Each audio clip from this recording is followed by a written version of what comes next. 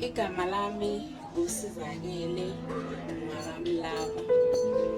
Namhlanje ngizokwembeswa ngiphinde ngikhehlwa uMwelase engahlangana naye ngoJanuwari 2020 eMhleni.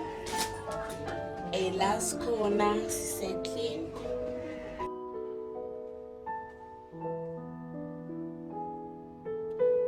uMwelase yena uqhamuka eMpangeni.